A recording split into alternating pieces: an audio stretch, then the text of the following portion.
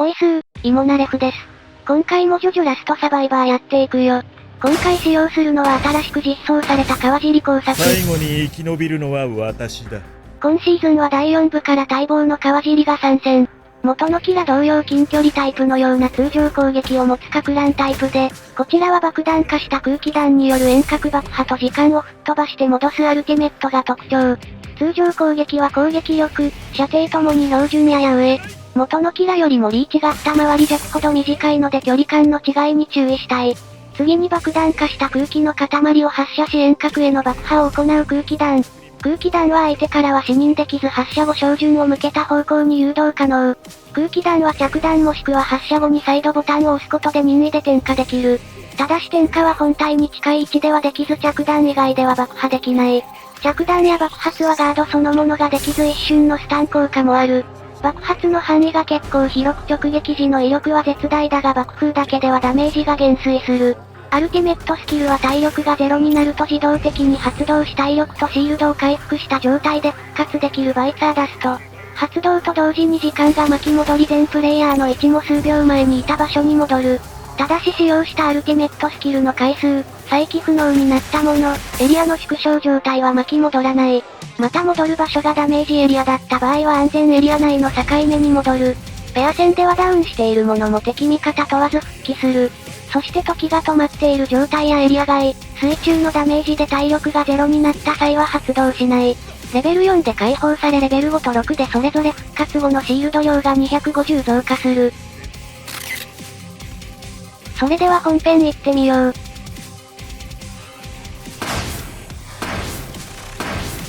死んでもらうしかないな。川尻を使ってみた印象としてはキラとは大きく異なる近中距離かく乱キャラ。通常攻撃は火力、射程ともに標準やや上程度で際立った強さがないが空気弾によってどのキャラとも違う強みを発揮する。空気弾はゆっくり直進するため直撃させるのは難しいが視認不可能というのが癖者で、発射姿勢を見せるだけでも対面した相手にプレッシャーを与える。さらに他の飛び道具と違ってガードそのものも不可能。そのためガード持ちや超リーチキャラも含めた近距離キャラに対する自衛力が高く、走って接近してくれば返り討ちにできる。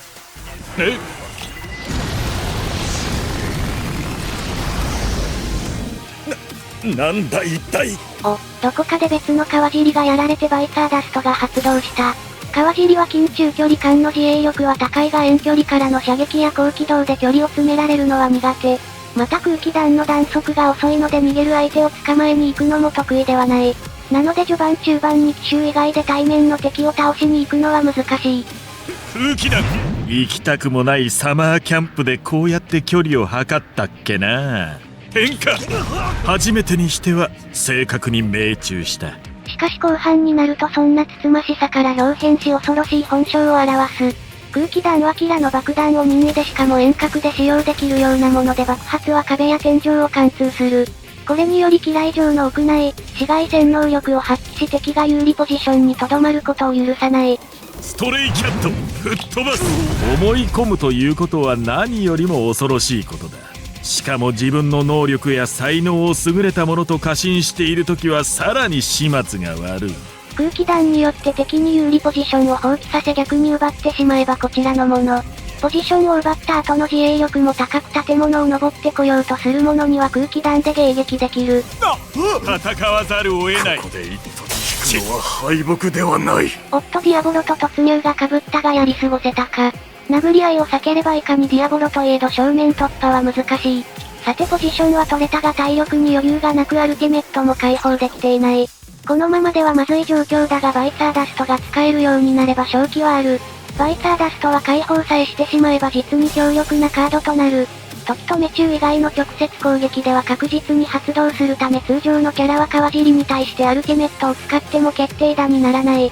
そのためバイツァーダストを残して時止め持ち以外と一騎打ちに持ち込めれば圧倒的に有利に立ち回ることができる。ストレイキャット君も吹っ飛ばす。逃がさん。ディオ様に空気弾が命中。このまま攻撃してチップのダッシュを狙おう。貴様には消えてもらう。おっと下のプレイヤーがぶつかったか。だがバイツァーダストを解放だ。何が起こったのか知らんが始末したようだな。何かヤバい。悪いが死んでもらう。おめえのようなカスはみんなそう言うぜ。ヒラクイ第3の爆弾やったぞ。発動したぞ。何なんだ戻ったぞ。どうなってやがる。貴様には消えてもらう。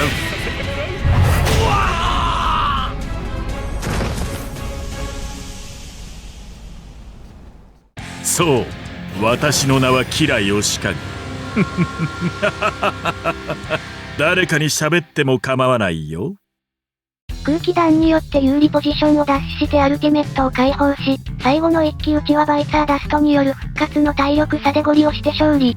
あの場面上から空気弾を撃ち下ろすことも頭をよぎったが、あの建物は間もなくエリア外で窓際も下から攻撃される高さ。不利な位置でバイツァーダストが発動しても意味がないのでさっさと飛び降りることを選択した。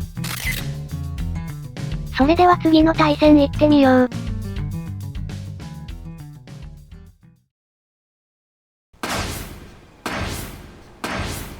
最後に生き延びるのは私だ。川尻の使用感をまとめるとエリアが広いうちに敵に攻めに行くのは得意ではないが近距離キャラに対する自衛力が高く、エリアが狭くなって空気弾の逃げ場がなくなる後半戦で進化を発揮するキャラ。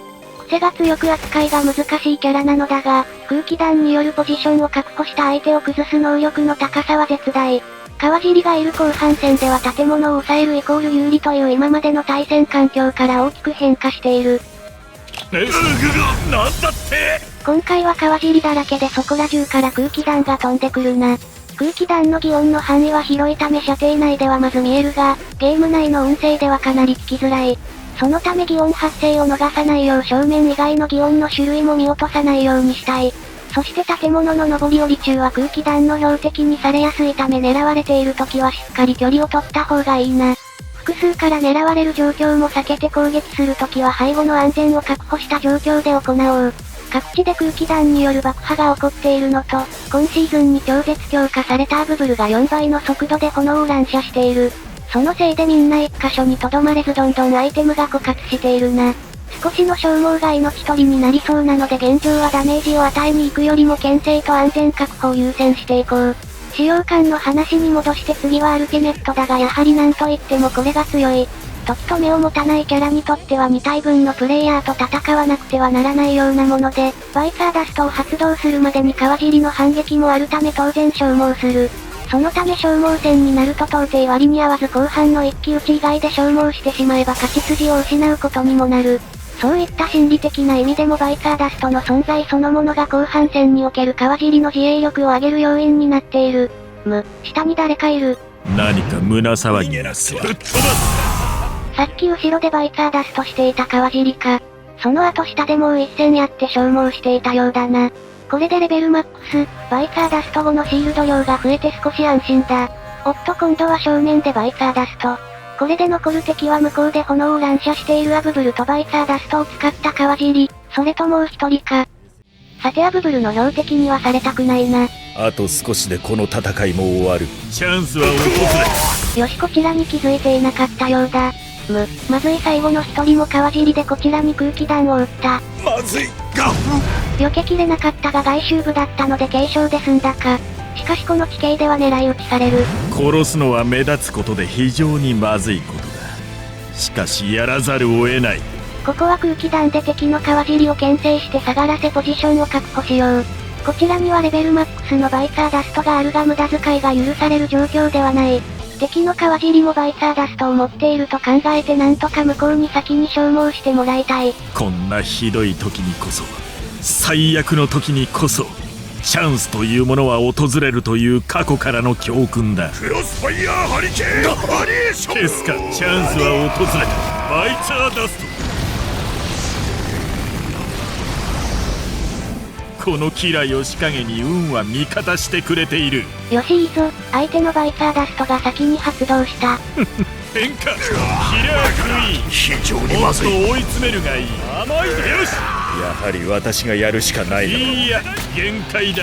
押すね。今だ。戻れたぞ。作動できたんだ。ストレイキャット。変化そこだ。うわー